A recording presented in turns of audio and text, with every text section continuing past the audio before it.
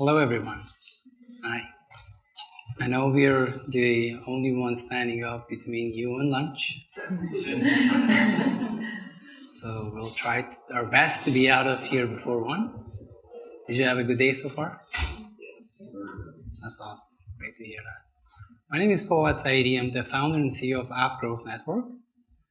I'm here with Jennifer. She's our creative lead, and Layla, she's our search lead. And our workshop's topic is Bulletproof Tactics to Grow ASO and UA Creatives. It's a very tactical workshop, and we're going to be talking about best practices, how to hack your App Store presence. Before that, I want to introduce us. So founded the company in 2018. I think I'm celebrating my 10 years of being in mobile industry. I'm old. Headquartered in Vancouver, Canada, 30 people working there. Most of us are there in the Vancouver office. You can see half of the people's pictures more. During the pandemic, couldn't get a good photo shoot. Kind of services are around search. We categorize at ASO and ASA together, Apple Ads and App Store presence. Paid user acquisition through Tier 1, Apple, Facebook, Google, and third-party media, data analytics, retention and engagement, and creative testing and development. In this workshop, we're going to tackle a lot of creative testing development, as well as search and paid media. So in terms of our clients, in the past 4 years, we have worked with projects from different sizes, from solopreneurs to enterprises of 15,000 plus employees. 150 clients so far touched. Focused a lot on health and fitness, on productivity, fintech, media, entertainment, you call it. So you can see some of the companies we worked in the past.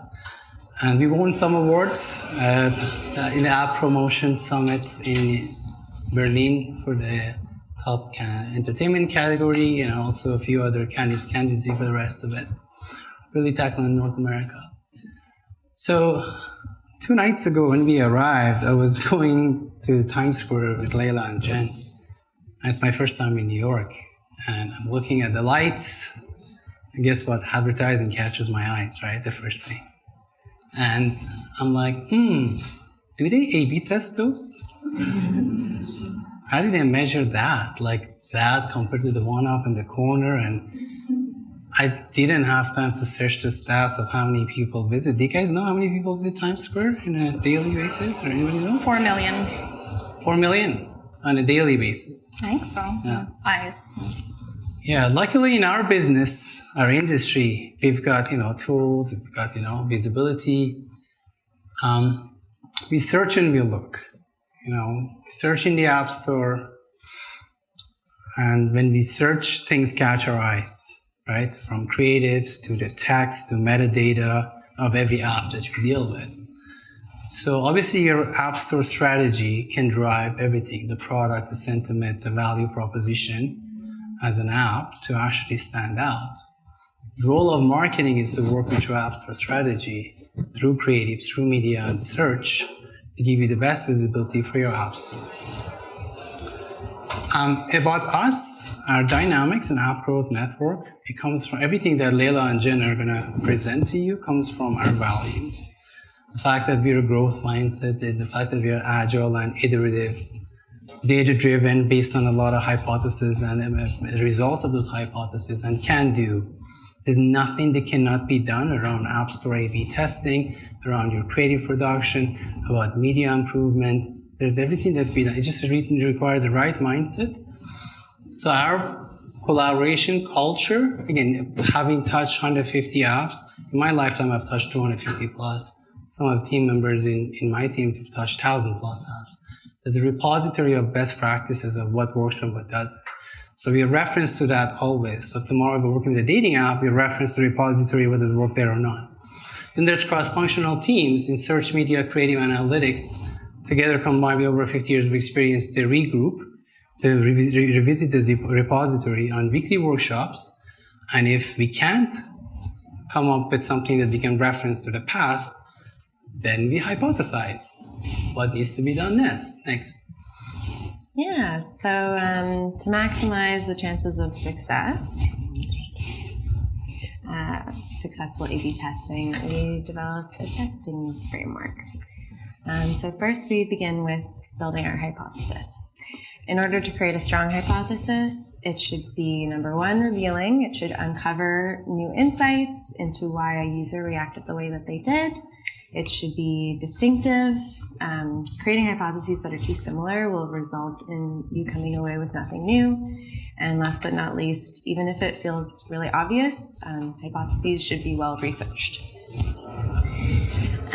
Next, creative design. So yes, we want the creatives to look pretty, but there's also so much going on beneath the surface. All creatives should have distinct styles and messaging in order to isolate exactly why one performed better than the other. And also know your audience. Decisive users tend to have minimal interactions with the app product page and only spend around 3 to 6 seconds before making a decision, whereas explorative users, on the other hand, tend to take much more time and spend a lot more attention to the app product page. They will spend anywhere between 12 to 35 seconds reviewing the product before coming to a decision. So the type of user in your target audience will impact the style and the order in which screenshots should appear. So there are 3 main screenshot styles that are used. Number one is lifestyle, so that shows potential users what it would be like to use the app in a real life setting. Feature style screenshots, so they depict the specific capabilities and usefulness of the app. And a hybrid style, which is sort of a combination of different styles, like showing a person using a specific feature but in real life. So there's lots of things that you can play with. And so text. There are some best practices that we live by as far as when we create creative text. It should be legible and accessible to all users. What you don't want large text to be intrusive. You don't want small text where people are straining their eyes to read. So that's very important. Benefit and feature-driven text is great. How will the app make your user's life better? Connect the dots for potential users. And be concise, so don't overload your audience with a ton of information. Engage your audience immediately with visually compelling images, but that also communicate the app's unique selling point. So in the case of our client Gobi, we flagged that the copy on the second screenshot in sort of the upper quadrant was quite small and a bit cumbersome to read. Alongside sort of like a distracting background, we recommended simplifying the screenshots with the intention of making the screens and copy more legible and as well as direct and more benefit driven. So, and then for instance, on screen 3 in the top right, you'll see what will you discover. So we changed that to discover local artisans, makers, and farmers. Don't make people guess why the app will enrich their lives. Show them or tell them. And lastly, take advantage of all available data. Understand different user types and how they behave. First time. So there's a few different approaches that we can take towards A/B testing. So first, we have to decide the traffic that we want to optimize for. This will take into account the overall growth strategy that the app might have, or also, so that, for example, would just be targeting like a specific audience, or going after the low-hanging fruits. Next, you'd have to analyze your App Store data just to be able to find what channels are driving the growth, and then discover audiences that are worth going after just from those sources. And then after that, you have to create the campaign. So you have to create the campaign in a way that mimics the audience. So because you can use specific links from these tests, you can use them across all marketing channels. It's important to be able to choose the right channel to optimize for. And most of those channels have like advanced targeting abilities. So you can tailor your ad to be able to serve like as a proxy for the exact audience that you're trying to go after.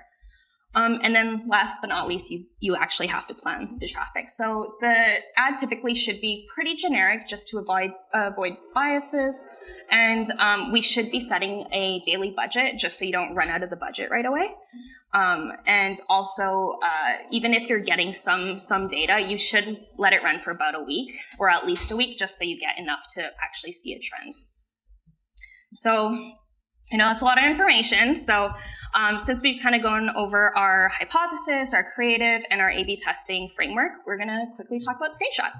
So well-optimized screenshots are just an absolute must to your ASO and paid UA strategy. They do present one of the largest uplifts in the App Store. So for iOS, it's up to 28%. And then for the Google Play, there's Android and Google Play Console, it's 13%.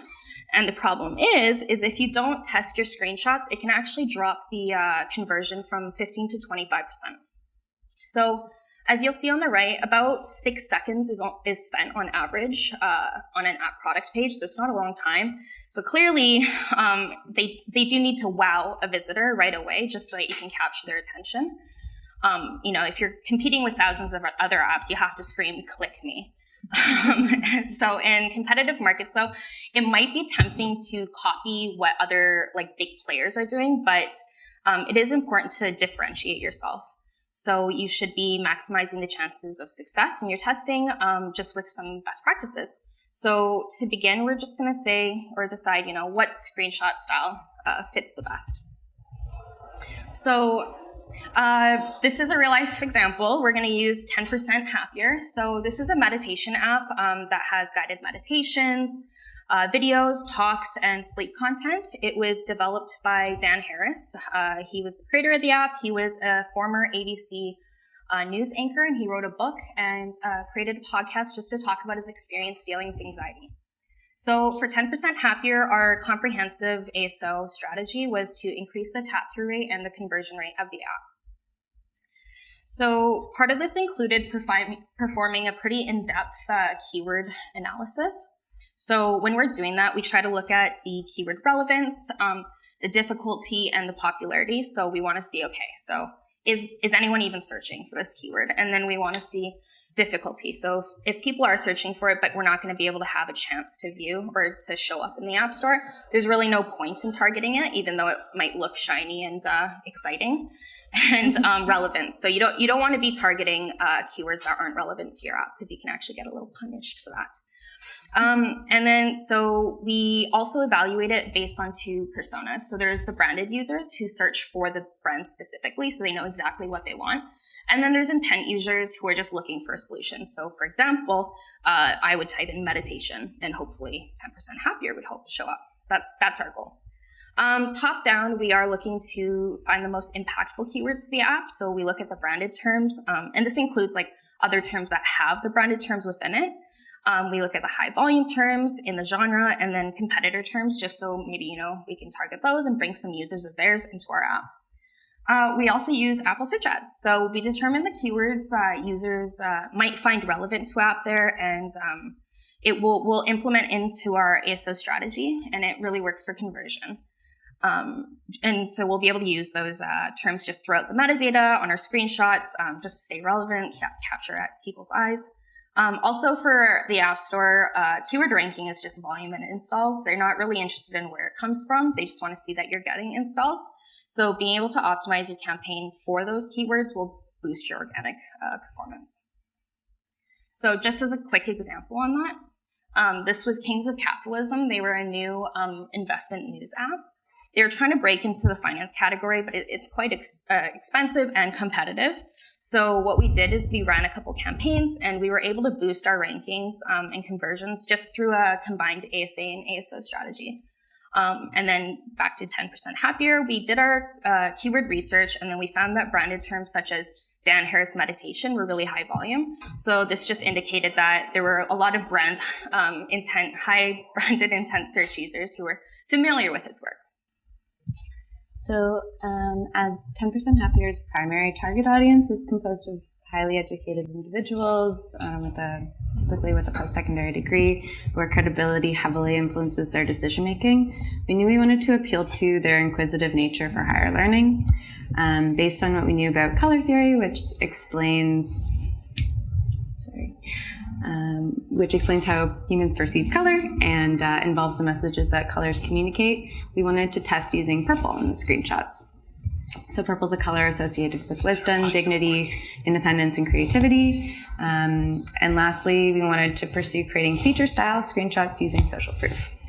So really quickly, social proof matters and gives authenticity and legitimacy to your app. It's a psychology-based idea first coined in 1984 by this American psychologist, Robert Cialdini, in his book, Influence, The Psychology of Persuasion. The idea that people follow actions or imitate the behavior of others, especially of those who we admire and respect. Using social proof, especially in a space where potential users are evaluating whether or not they would like to, or whether the app will fulfill their needs, shows that your product is validated and trusted. So based on this, we created 3 hypotheses. The first, incorporating social proof that Dan received for his book and podcast. This will help add legitimacy and increase installs. The second, changing the color of the screens will give a cohesive narrative, help potential users associate the brand with positive associations and improve conversion rate. And lastly, keeping Dan's image will improve conversions and it will indicate search relevancy to potential new users. Yeah, so we wanted to create kind of more of a cohesive look and feel. So we used the single color background for the purple, and we used a device across the screens 1 and 2 just to kind of draw people's eyes across it. It's a bit more dynamic. And we added a featured in section just for that social proof element on the first screenshot. And then, oops, that's not bad. Our first round of tests just revealed that the color of the screenshots, adding the social proof, all of that, we were actually able to increase the conversions by 10%. While we did consider this a success, obviously, another question that rose in our mind was, even though this, positively influenced the number of installs, we weren't really sure what types of users the change resonated with the most. So what we did is we believed that our positive reviews in the App Store and kind of like the coherent messaging throughout the screenshots and the product page really appealed to those explorative users that we talked about. So instead, we were focused on, or we were interested in targeting the decisive users. And to do this, we tested different phone images and the screenshot copy. So we wanted to observe the changes in behavior when we removed the image of Dan in the first 2 screenshots to see whether or not introducing more of like a feature-related content would impact the tap-through rate for those users.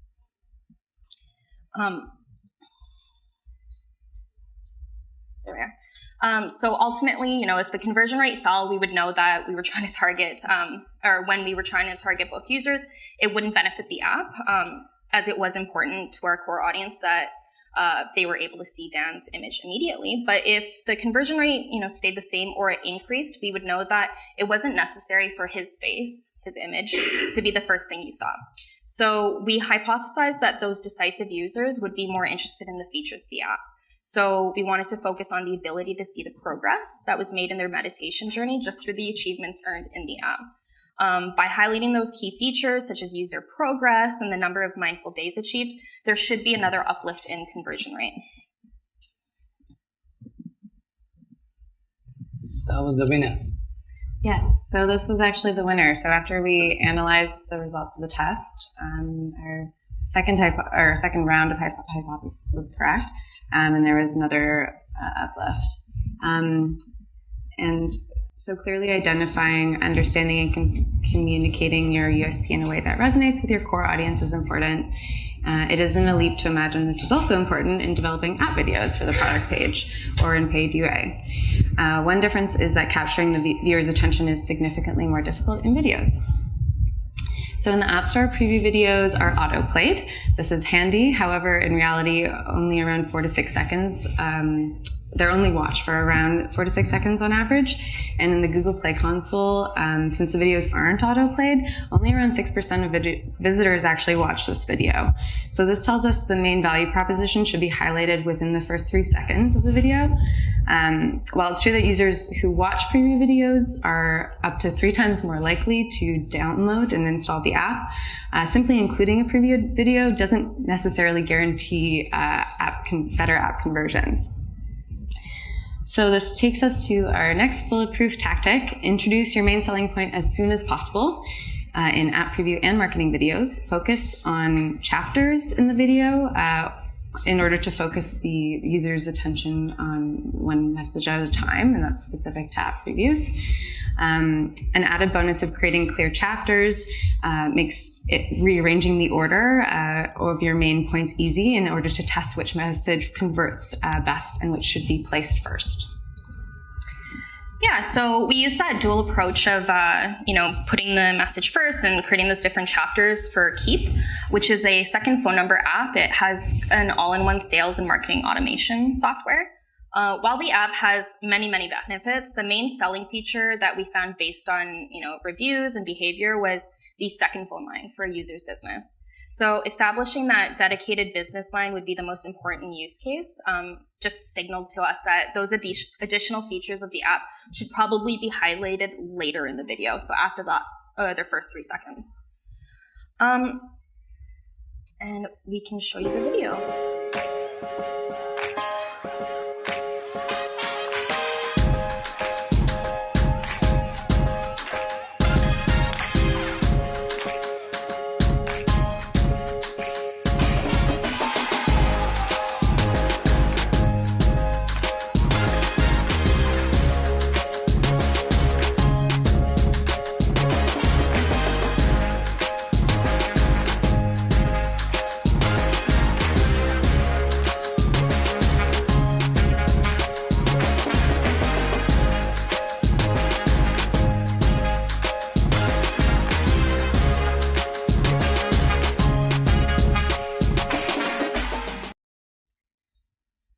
So we optimized the text on the app product page, and we also, created the strong visuals to help the user better envision the functions of the app.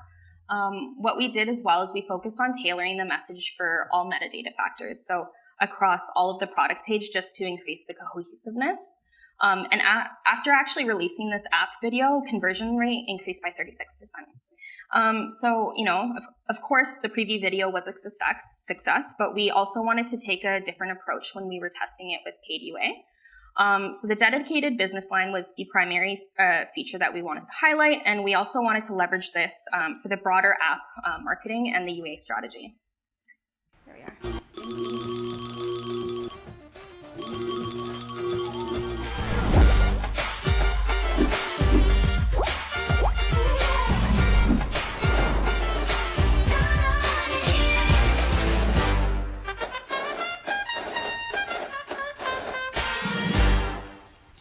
Which one was the video that was nominated for awards? This one or the previous one? This one. So we wanted to abruptly catch the user's attention in the first few seconds by speaking to the real-life example of actually needing a business phone line in a really annoying way. We hypothesized that by emphasizing this exaggerated nuisance users experience, the UA video would help convince users that they've come to the right place and that their problems would be solved by downloading the app.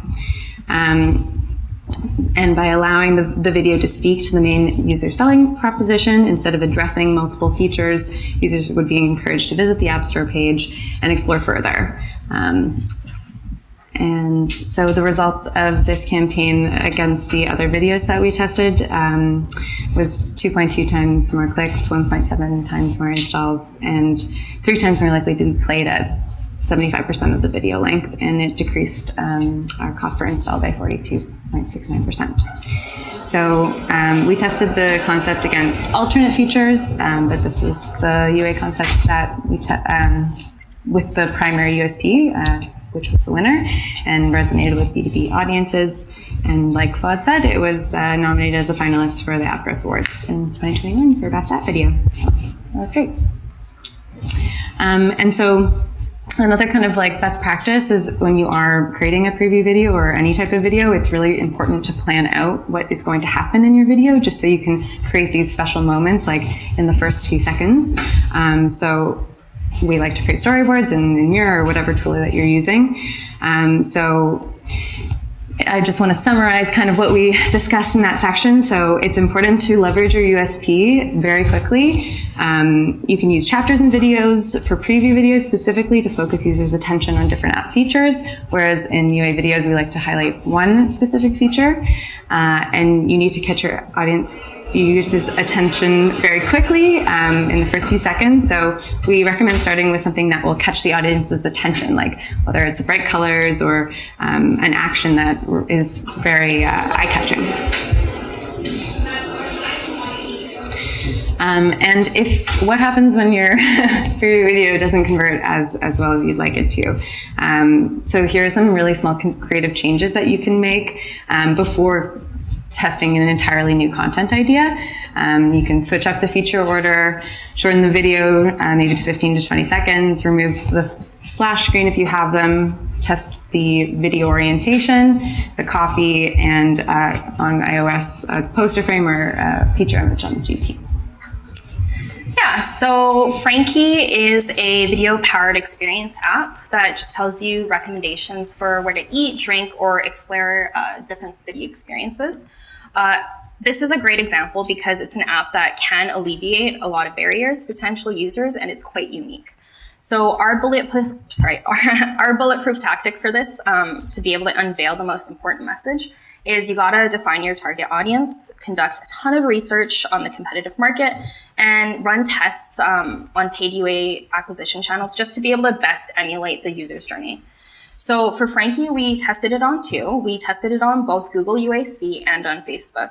We wanted to address the whole too many choices pain point that with a bit of humor in just a very short narrative. So we decided to poke fun at the idea that, deciding on a brunch place could possibly cause arguments between friends or between your partners. So Frankie would be a solution to all of those problems. And in the end of the day, though, we did want to tell a story that potential users could use to or would resonate with in some way, shape, or form. Yeah, okay, so, and when creating ad creative on Google with the intention for app install campaigns, we've seen more success focusing on the app itself, showing the app UI and interface is one of the most effective ways to sell the app experience and the pain points it solves. Tell the user how it works, what it looks like, what experience it unlocks. We also recommend you follow these design best practices when creating your assets. So tight framing, high contrast, large and legible font, including a CTA or download buttons, and keeping it simple, one message at a time. And so for Facebook, I think we would recommend similar design principles, but we've seen that user-generated content or content made to look like user-generated content performs really well. Photography in situ and of people, and including value props performs. Okay, so, and your audience will likely enjoy the ad more when it's created with the context of the platform in mind. So we hypothesize that on Facebook, using background images and tailoring the ads to look and feel a bit more like the native platform Facebook's content would positively impact the install rate compared to the same creatives that we used on Google. And our hypothesis proved to be correct. So on Facebook, the images with the picture background performed 1.5 times better in impressions, 2.5 times better in clicks, and 2.6 times better in installs. So it was a success, which leads us to our next bulletproof tactic: promise real value and make sure the ads message gives a clear portrait of how your product can help people get the things that they want or need. So we concluded that the grander visual impact of seeing the food and experience outside of the phone mockups prompted greater engagement and installs for users on Facebook. Not only was this a success improving conversion rate, but it also provided valuable insights for future creative optimizations. For us, this test's core takeaway was that it's imperative to cater your content and design to the context of the ad placement and channel that you're advertising on. Yeah, so when we're moving from hypothesis to creatives, we collect and analyze all of the data we have available. So this includes the market, competitor, and user behavior research in order to decide, how you want your creatives to look in order to capture their attention the best way you can. So once those results are coming in, you're going to be able to understand how the users interacted with your ad. And you can use that information to best, further optimize your ads and run some more tests. And and based on the winning creatives, you can apply that to your app page. But sometimes things just don't work out. So although our hypothesis framework does provide, positive results 75% of the time, there are cases where we just don't have enough of that information to create, informed hypotheses. So that was the case for this mobile game. It's Coin Splash. It's a free single-player casual mobile game that's based on accumulating coins by hacking enemies in the game. It's a brand new game to audiences, so we had to determine the best way to approach it in order to entice brand new users in installing the game. Because audiences would be unfamiliar with the game, we wanted to test whether or not users would be most interested in seeing familiar game mechanics in this category or unique features that would set the app apart from competitors. We hypothesized potential new users would be interested in seeing familiar game mechanics rather than features which would make the app unique, as they wouldn't be motivated to learn new rules and would be more interested in instant gratification. And so we decided to focus on highlighting similar game mechanics, winning slots. The app has with competitors to increase familiarity and positive associations to encourage installs. So this was the slot machine concept, which was the winning concept, and then the hacking concept over there was not the winner, not as successful. And based on the user behavior observed in the game category research, it shows that they're more interested in gameplay, characters, and progression. So for our next test, we hypothesized that users would be interested in covering more about the game if they were introduced to a character, rather than a generic gameplay which doesn't differentiate the app from competitors. And this one proved to be the winner as well. Nice. So that was a good finding too.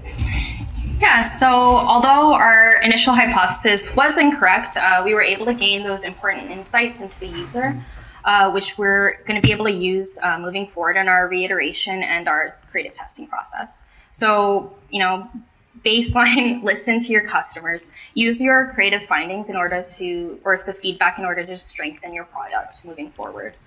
And there you have it. So creating a proven method and a strong hypothesis framework is really important, but it also takes time. So we do have bulletproof practices or tactics to be able to give you a good place to start. So first, conduct thorough research into your target audience. So know what they want, know who they are, know what their pain points are, and that'll give you the step up to be able to create the strong hypothesis on the type of screenshot style you want to use, the messaging, everything like that. That's going to be able to resonate with your audience. Second would be to tell just simple but impactful stories. So address these consumer needs through the market and competitor research that we've done, and leverage the common user pain points to be able to differentiate the app. The third would be to address your main selling point just as soon as possible, both in preview videos, but also in screenshots. So try to get that out within the first two. You want to capture their attention to be able to improve the video watch rate or install rate for the screenshots. And also promise real value. Make sure your ads message gives a very clear portrait of what the product does and how it can alleviate your pain points for the users. And again, listen to your customers, use the creative findings and feedback to be able to strengthen your product. Last but not least, just learn, just keep going. There's no fail, there's only learning and moving forward. So test, learn, revise, and just repeat. Each hypothesis you create just gives you an opportunity to gain insights, and you can use that furthering to be able to improve things. Yeah. So that's awesome. I think a round of applause for these two. So as I promised, we're 3 minutes early. So if there's any questions, you're welcome to ask any questions you might have for lunch. Otherwise, we have a booth after lunch. Layla, Jennifer, myself, we're going to be by the booth. But I'd like to spend a couple of minutes if somebody has a question from us.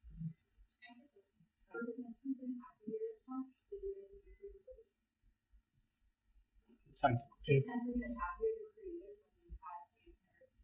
Yeah.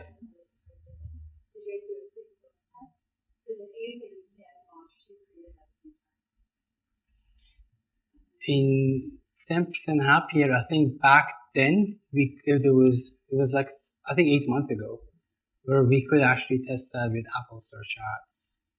So we actually, like, I think, created like different versions, and I think it was after we tested with Apple search ads after, and we brought 2 or 3 of them forward to like test it out. I think it was part of ASO and ASO test together.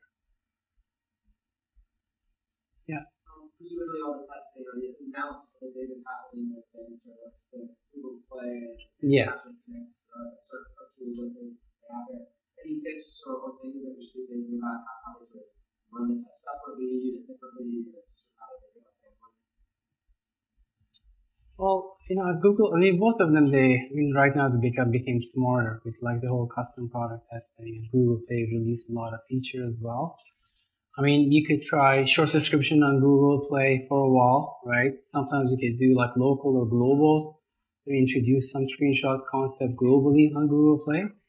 On Apple, like you could try with Apple ads sometimes right now. Custom page listing, you try some different value proposition. Yeah, we actually used custom product pages for Coinsplash to be able to gauge whether or not just a custom product page with the video or without would be able to perform well. But I think in terms of tips, maybe just doing one thing at a time. You don't want too much information, otherwise you're not going to be able to isolate what worked and what didn't. So I think that's one of the biggest issues a lot of creatives have, is there's just too much going on, there's too many changes, and it's just going to take you more time to figure out what worked and what didn't. One more question? There gotta be one more. Yeah, perfect. Do you work with apps on the pre-launch stage a lot? Because most of the cases are designed for apps that are launched already. Do you have a lot of requests for pre-launch testing? Absolutely, yeah. We have usually we encourage those clients to get involved with us like even 4 months ahead of time. There are cases where they'll just put a landing page together for their mobile web, and then we do some preliminary early like tests with like Facebook ads even to see what kind of creatives get there. But when we build it as part of our culture, we build like Jen with the team, like a plan B, plan C if this doesn't work out. And apps in pre-launch, sometimes they change the product later on. So we usually say don't build your video yet. Wait because usually after launch you realize the users tell you, I don't like this onboarding, or you need to change it later. But for screenshots, yeah, we can have different versions created for just hypothesis building, and that's part of pre-launch strategy. Anything to add, Jen?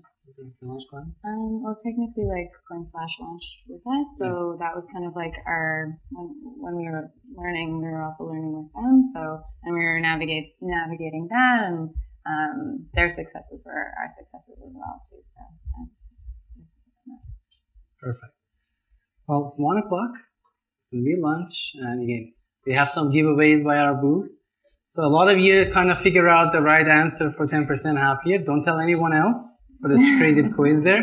But we're going to have other games and stuff later on in the afternoon. So we'll see you there. Thank you. Thank you.